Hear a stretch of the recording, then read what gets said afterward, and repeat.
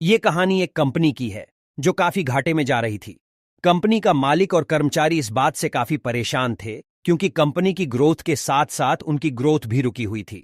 एक दिन उस कंपनी के मालिक ने कंपनी के गेट पर एक नोटिस लगा दिया जिस पर लिखा था, कल रात उस कर्मचारी की मौत हो गई जिसकी वजह से इस कंपनी की और आपकी ग्रोथ नहीं हो पा रही थी और शोक मनाने के लिए हम सभी 1 घंटे बाद ऑडिटोरियम में मिलेंगे।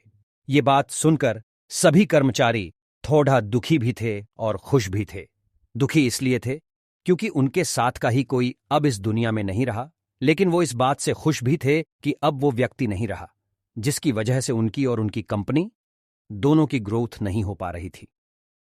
और हर कर्मचारी यह भी देखना चाहता था कि आखिर वह व्यक्ति था कौन। 1 घंटे बाद सभी कर्मचारी ऑडिटोरियम में पहुंच गए।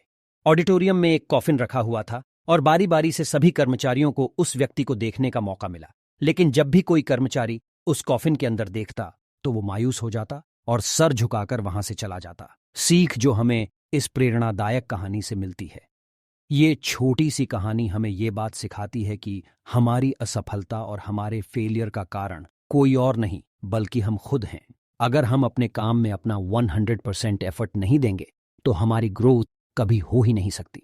काम चोरी किसी भी इंसान को लाइफ में कभी भी आगे नहीं बढ़ा सकती।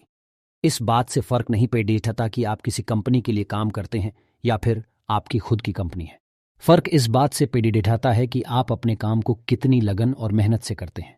किसी कंपनी में अगर हर कोई व्यक्ति कामचोर हो जाए तो वह कंपनी कभी ग्रोथ ही नहीं कर सकती। और ठीक इसी तरह अगर हम खुद के कामों में भी काम चोरी करेंगे तो हम खुद भी कभी लाइफ में ग्रोथ नहीं कर पाएंगे।